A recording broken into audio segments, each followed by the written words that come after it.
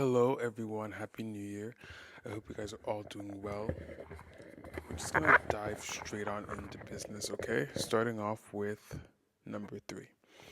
My Uber driver left me at my friend's house and then proceeded to drive to my house without me in the car. So it's New Year's, right? It's New Year's. Everyone's having a great time. We're partying, champagne, games, dancing. I ended up spending the night because part of me did want to pay like that money for the Uber. It was around Uber prices in Canadian dollars on New Year's Eve, New Year's Day were between 130 and 150, and I was really missing my bed. I truly wanted to get back home, but my friend offered, and I was like, you know what? Okay. I was like, thank you for your generosity. I will take you up on the offer. So I fall asleep. I wake up. It's like I'm going in and out of sleep, and then I decide, okay, well, it's time for me to order the Uber, and all the Ubers kept canceling, and I don't even know for what reason. I haven't really I didn't give it too much thought, but there was this one like Uber driver who did it ended up accepting, who did end up. There was one Uber driver who did end up accepting the ride, and then I guess at that point I had also like dozed out and fallen back asleep, and I wake back up and I see this Uber driver, like it says, yeah, rate your driver, put a tip. And I'm just like, what are you talking about? And then it turns out this driver started driving to my house. Well, was en route driving to my house without me in the car, I guess, to collect the $20 fee of the entire payment. I have yet to contest it. I tried contesting it with Lyft, and it was the AI chatbot, and then they were like, yeah, well, everything on our end looks okay. The driver picked you up from your requested location and is dropping you off to your destination. And I was like, the only problem is I'm not in the car. So essentially, what needs to happen is I'm going to call my bank and backdraw the charges. That is what's on my mind for right now, and it kind of pissed me off because I guess the main reason why it pissed me off was because it wasn't even my card; it was my mother's card. This like drive was linked to like the card that my mom gives me, so I was kind of like, I don't even like, you're stealing from my mom, and that's actually not cool. And I don't even think that this is worth it because like it's kind of like fraudulent, and I feel like there are measures put in place for these kinds of scenarios. So whatever. Now we know how he gets with his Tesla payments. So that's okay. It's not my business. Good customer service is not guaranteed, but trust and believe there's always someone who's willing to do things like these. Yeah. Long distance friendships, guys. I'm in a long distance friendship, and this one is very intimate. My friend and I, she goes to school in another country, and I'm here in Montreal. I feel like nowadays my sleep routine is obviously still pretty decent because I am still working and everything like that, but also I feel like I'm sometimes expecting calls or receiving texts in like the random most spontaneous hours of the night, and it's really fun. It's funny and it's also fun as well. And it's funny to always just like comparing times, checking like what the other person is doing like at the specific time. And I don't know, it's very exciting. It's very exciting. I feel like especially as I get older, people really do move away, move places, everything like that. So I'm excited to see where I choose, and I hope that I'm able to stay there for a very long time and just have fun with it and just, live life and just like, not think about, oh, I'm gonna get up and move again. And always, when people leave, they can come back. So that's never something that you should take to be a terrible thing because it's not. I think it's very lovely, and I'm very happy and I'm very grateful for all my friends. Okay. Low buy, no buy year. We are just about past a week into 2026. Happy New Year. Last year, I was partaking in a low buy, no buy year, and I would like to continue this as well.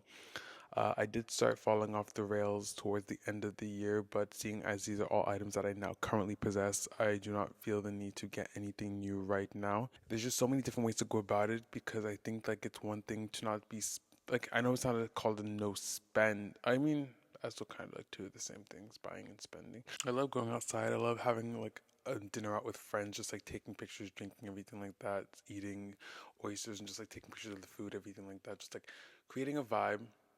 I don't know. It's fun. I love mood boarding it out, like putting it on Instagram as well. Like it's like my own little personal mood board. I think that it's so much fun, and it's a fun little creative outlet as well to do, but not at the expense of my wallet, not at the expense of my wallet. And then also too, you have to think about the fact that it's like I'm the kind of person, I don't know if it's like evident, but I like going out with my friends. I love socializing in moderation, but there are like certain things where I will not stay in a location for a very long time. Everything that I enjoy doing has some sort of like time limit, and I feel like the one place in which time limits don't exist is like cafes. People will like be at a cafe for like a bajillion hours, like 10. Okay, you know what? Let me give y'all some leniency. Y'all will be at a cafe for like 12 hours. Let's say six. Let's say 6 hours you're at a cafe.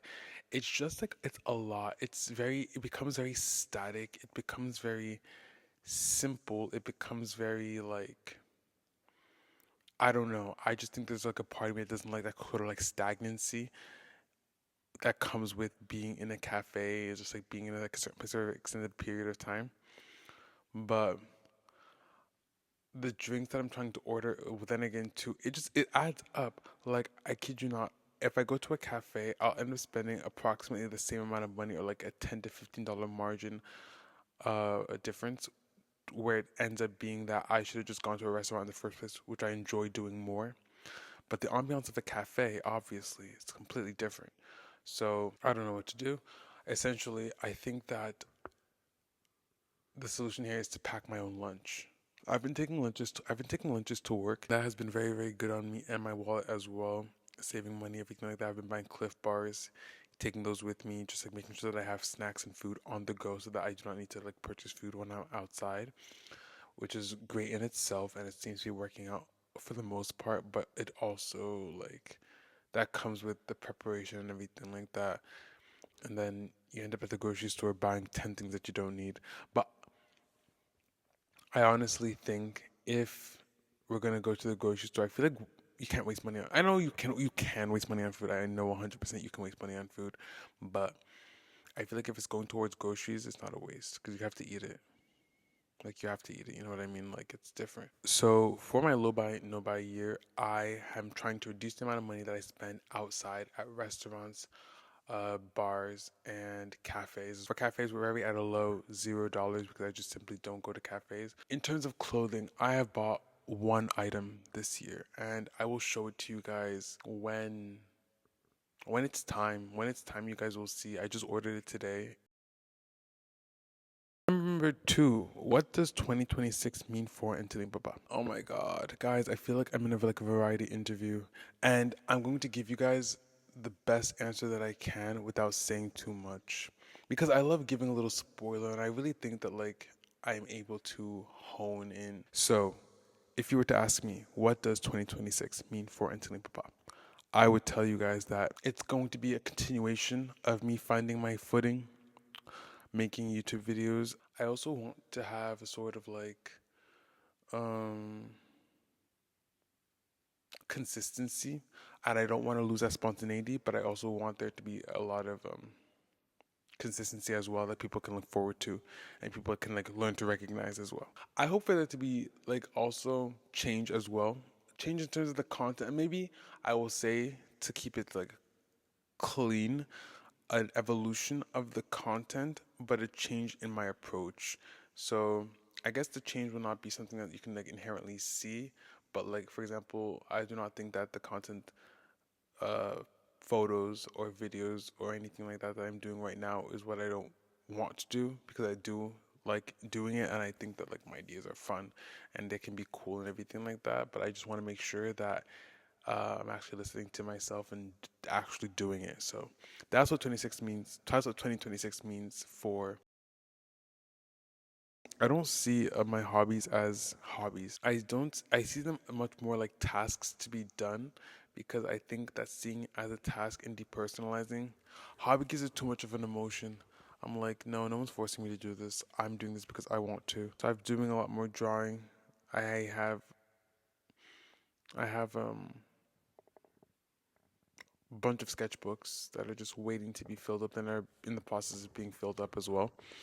I have my crochet needles, I have my sewing needles that still need to get done. I have my language books that I'm opening here and there, and I'm also just trying to like make time for all of these things as well. Um,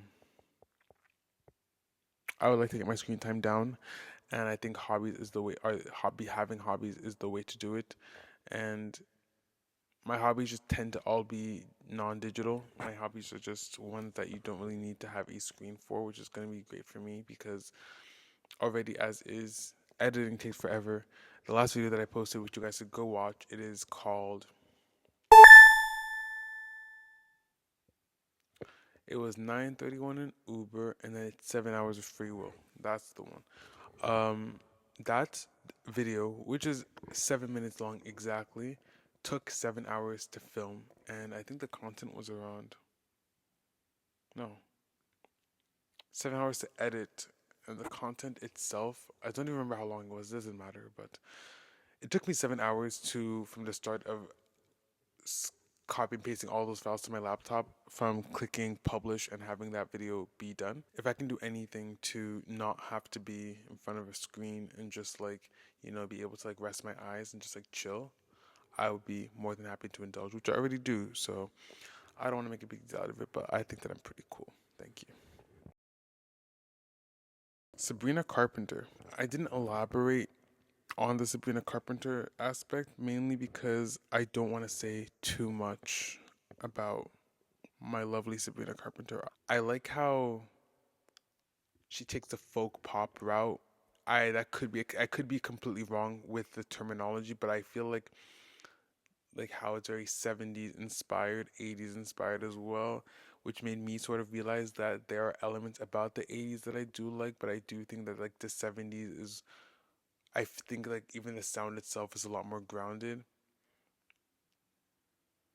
and a lot more raw that I'm understanding. So lately, I've been listening to a lot more. I could literally tell you. Okay, because his name is Camilo Mientras. No, no, no, no. His name is not that. His name is. I have to look up the song because I only started listening to him recently. Camilo Sesto, yes, Camilo Sesto. So essentially, I just feel like by listening to music more intently and just having things. Why am I? I'm so sorry. I'm like stalking myself. That's crazy. Sorry. I'm so sorry. I know I should not do that when I'm actually filming a video because you should be filming a video and actually paying attention to what's being said and discussed. Okay. But essentially, I just love the folk pop, like the folky elements and the country elements um, that drive through her music as well. Also, she's from Pennsylvania, and I'm also from Pennsylvania, so that's also very fun. But essentially, it has led me to exploring other artists and I guess other artists from the time frame in which she was inspired by, or that she takes elements from, which is great. I guess if I grew up in the 70s, I'd be like, oh my God, Camilo, wow. But right now I'm like, oh, Sabrina Carpenter, wow. So I guess that makes sense. And I think that her music is just very, very nice. There were very like odd elements of her music. For example, in the song "We Almost Broke Up Again Last Night," when she goes to the bridge and she then does like the oh that one. Like I like how it went straight. I don't know if I'm using like music terminology, but I do not know if it's correct. How it went from like studio to acoustic, and it was just so like in my head it's like a banjo. I don't know if it's like a banjo or like a guitar, but it just sounds very very nice. And I feel like that specific element is what drew me specifically to like the 1970s. Like yeah, like this is grounded, real shit. And I just love listening to it. And I've been listening to Camila Sesto. I've been listening to a bunch of people. I'll put them on the screen perhaps so you guys can see what I'm listening to. Peep my playlist, like peek a little into my playlist right now.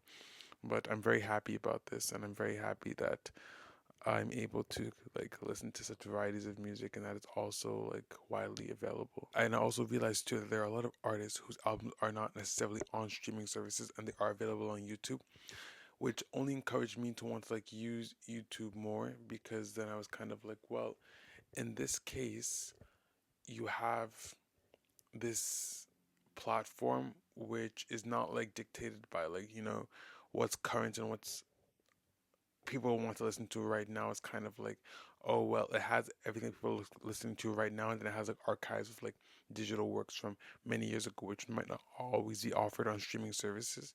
So I'm very, very happy that YouTube exists. Yeah. Okay. Lastly, my Bollywood movie has no subtitles. In parentheses, I will be watching movies this year.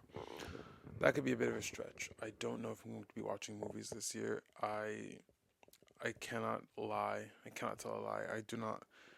I don't like watching movies, but Bollywood is just different. There's something about a Bollywood movie that I love. I love. I love. I was watching Herafi, HERAPHIR, something along those lines. Subtitles were a big mismatch. I genuinely couldn't even like understand what they were saying. Couldn't finish it, and I wanted to make a video talking about it from like a review, from like a media perspective, but also from like a fashion perspective, which only means that I need to shift my energy onto another film that I'm going to be watching.